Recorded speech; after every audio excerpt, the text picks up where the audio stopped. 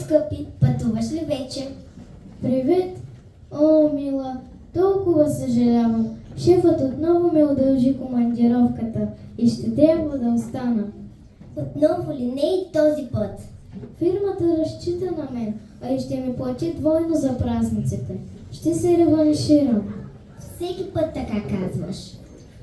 Трябва да затварям. Звънят ми на другата линия, а и ме съсипаха с документи. Моля те, целуни Мария. Мразя Коледа, всяка година едно и също, татко отново няма да е с нас. Какво става с войничета? Защо се сърдиш?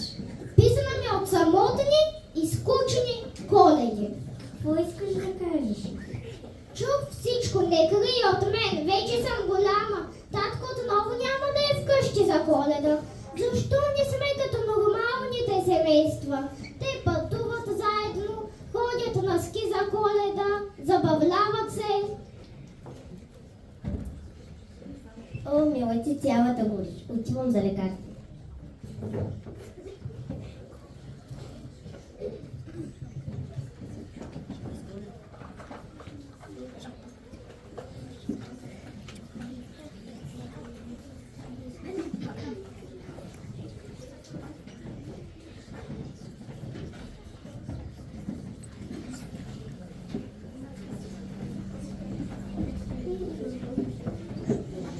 Заспала дълбоко, Мария започнала да сънува. Тя попаднала в света на дядо Коледа, където е всичко сякаш повече от истинско.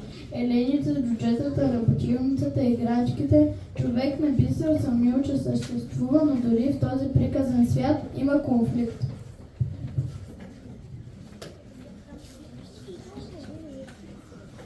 Какво? Как така си изгубил списъка с добрите деца? Не може да бъде. Това преля чашата. Този път наистина няма изход. Като нямаме списък, как ще знае дядо Коледа къде да занесе подаръците и къде въгнените? Този път наистина се провалихме. Но, Зимушко, моля те да не прибързваш. Аз мисля, че си спомням някои от имената на нещата, а пък ще колко да се променили от миналата година. Ще го измислим някак. Не се ядосвай. Какви говориш, Есенко? Могат и за миг да се променят. А нали ние сме тези, които одобряват и оценяват дори най-малката промяна към доброто. Коледните традиции отидоха на вятъра. О, не се стягай толкова. Един списък. Голяма работа. Ще се справим без него. Какво толкова? Просто подаръци. Да, така е. Семействата ще са щастливи, но не има подаръци за повечето. Раздава ги дядо Коледа. И толкова. И после минале Коледа, о, как го очаквам. Ще се случи всичко това, което обичам. Зелена свежа трева, дървета с млади листа и песен на птици, а малките сладки гости, ягодки, истинско удоволствие. Ето това е нещо, за което трябва да помисли всеки. А какво ще кажеш, Пролетко, за горещите слънчеви дни? Представете си, момчета, жаркото слънце, вълните на морето и колко синьо е небето. О, чудеса! Иска ми се вече да се любувам на летните изгреви и залези. Искат да върви до тушко. Обаче колко повече пари има есената гора. Как само шумолят листата. И всяко животинче се търси под слон. Красота. Жалко, че ще чакам толкова дълго. Стига! Не издържам повече! Вие само саботирате работата. През цялата година вие гоните пеперуди, почивате с подлягното слънце или гледате как листата капят от дърветата. И не вършите никаква работа. Всяка година аз правя и невъзможното с моята група джуджета, за да сме готови на време. Не и този път. Оправяйте се сами. Това заслужавате. Само заради милите деца ми се свива сърцето. Те няма да почувстват коледната магия този път. Ще останат разочаровани и измамени. Джуджетата започнали да спорят още по-ожесточено, всяко защитава своето мнение, а гласовете им се преплитали в какофония от недоволство и тревога. В този миг, когато на щастието се появила, тя не могла да повярва на очите си. Свят, който би трябвало да е най-веселия, е потънал в хаос. Как може Коледа да е толкова бъркано? Мисля, че всичко е съвършено. Ами ако просто напишем нов списък, всяко джудже ще се спомни по няколко имена на деца, които е изработвало подаръци. Да, и после ще се окаже, че подаръка за Иван е отишъл при Петя, а Петя ще получи кутия с въглени. Представяш ли си лицата ни? Не е смешно. Ако сбъркаме подаръците, това ще бъде краят на Коледата. Никой няма ни повярва повече.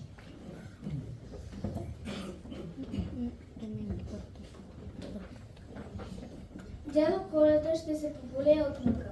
Аз няма да мога да го погледна в очите. Странно за всички. Извинете, може би мога да помогна. Ама коя си ти? Откъде се появи?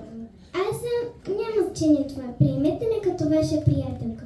Тук се озова, защото преди секунда едно сърце беше изчискано ранено и натъжено. Мисията ми е да се погрижа за това. Кажете ми, защо се карате? Истинска катастрофа. Били сме толкова безотговорни, че сме се занимавали само с любимите ни неща. Аз работата се е натоварал само нашия другар, джуджето на зимата. Сега той ни е сърдит, а Коледата е почти провалена. Няма го списъка с имената на добрите деца, няма готови играчки, шейната не е подготвена. Но Коледа не може да се провали само за един изгубен списък. Нали най-важното е любовта, желанието, да направиш другите щастливи. Сигурна съм, че децата ще го почувстват дори и без списък. Да, но как ще намерим начин да раздадем подаръците на време? Без списък сме като без компас. Нека аз и моята сестри да ви помогна. Ние знаем всичко за човешките сърца. Сестри! В този миг въздуха потребна и три красиви феи се появили, а стаята се изпълва с нежна мелодия.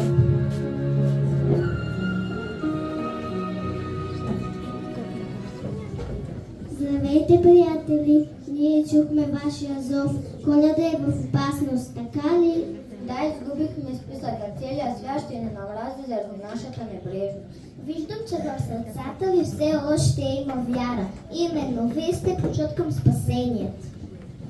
Всяка година проверяваме дали хората още вярват в чудеса. Но този път, може би, ще трябва да си припомним какво означава истинската Коледа. За да го направим това, първата ни задача е да се обединим. О, знам кой ни липсва. Ей, сега се връщам. Есенко открил Зимушко, извинил му се и разказал за четирите приказни сестри, които са при тях, за да им помогнат. Убедил го, че коледната магия не е изгубена. Толкова бях нещастен, но надеждата се връща в мен. Трябва да се опитаме да спасим Коледата. Хайде, момчета, съберете всички джуджета в работилницата, всички до едно. Разбрано! Всички се захванали за работа, изработвали качки толкова бързо, опаковали ги, подреждали ги, но едно нещо, без което не мога, липсва.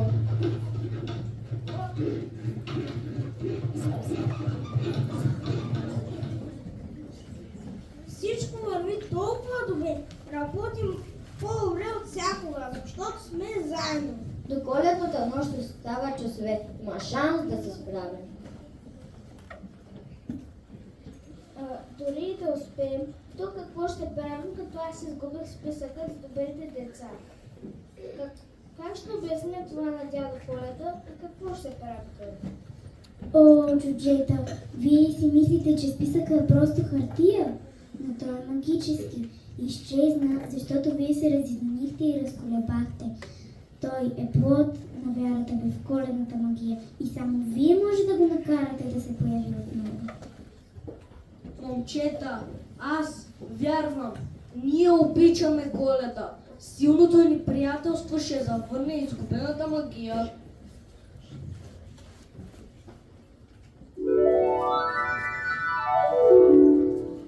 Списъкът! Той се появи! Той наистина се появи! Да се залагаме за работа! Неуморният тур на джуджетата и феите продължил до последната минута преди потеглянето на дядо Коледа и шейната с подаръци. Изпратили го и заговорили почти без сили.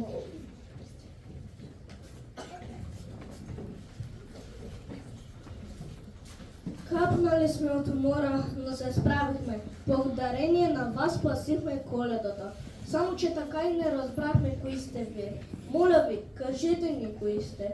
Сторихте ни такава добрина, че не ще можем да ви се отблагодарим. Щом настоявате, аз съм феята на щастие. Това са моите сестри. Феята на доброто, обичта и приятелството. Не е нужно да ни се благодарите. За нас беше удоволствие да видим как всичко се подрежда правилно. Дружбата ни ще спасим Коледата.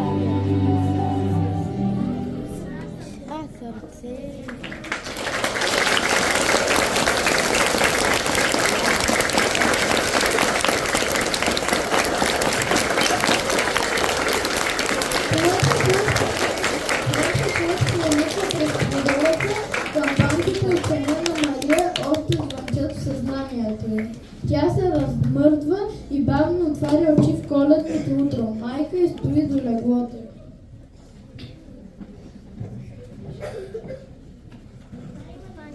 Как си, Мария? Весела Коледа, мамо! Какво стана с моето мрънгащо, недоволно и болно момиченце? Сега си толкова усмихна. Мамо, знаеш ли, сънувах, че Коледа наистина е чудо. Толкова истинско беше. Феи, елени, чуджета. А списъкът появи се отново. Било е хубав сън.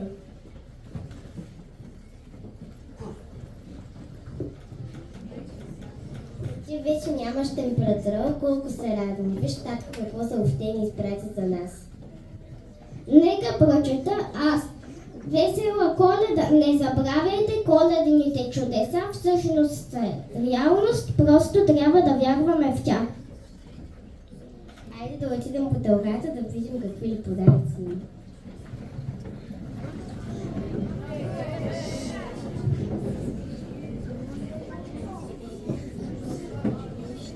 Колко е красиво всичко, просто татко липсва. Весела Коледа! Татко! Толкова се радвам да ви видя. Чудесно, че се връща, но как успях? Случват се чудеса по Коледа, а истинският смисъл на Коледа е семейството, обичта и здравето. Коледа не е просто времето, когато отваряме подаръците си, а времето, когато отваряме сърцата си.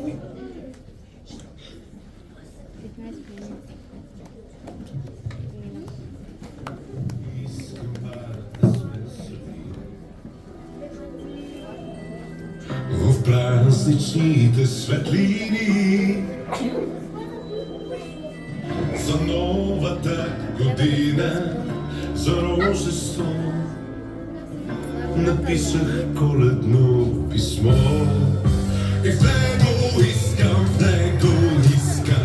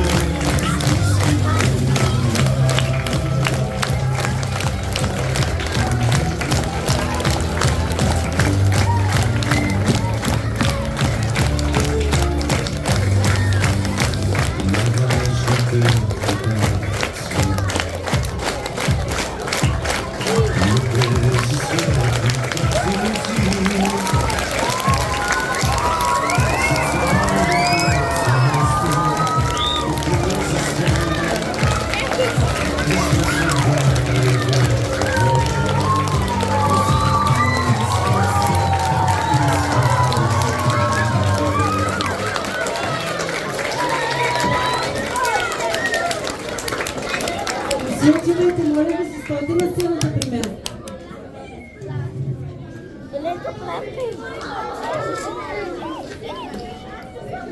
Започвам с думата благодаря. Благодаря на театралната група, че толкова за кратко време успяхте да подготвите този коледен празник. Благодаря на госпожа Хаджиенева и на госпожа Кирилова, че се справиха с сцената, с костюмите, с сценария, с всичко. Благодаря на вас, че успяхте да запазите търпение и да стигнем все пак до финала. Да запазим и да запомним посланието, което те отправиха към нас, а то е да бъдем добри и да бъдем заедно. И наистина да вярваме в коледното чудо. Пожелавам ви на всеки един от вас да се сбъдне всичко, за което мечтаете, да бъдете здрави, да посрещнете една прекрасна нова година и да имате щастливи коледни празници и всеки да получи най-големия подарък, който дядо Коледа ще му донесе, и да вярва всеки в своето коледно чудо. Благодаря ви, скъпи деца, бяхте наистина прекрасни. И накрая, днес е много специален ден. На 17 декември имен ден имат всички Даниеловци, Даниели, Дитки.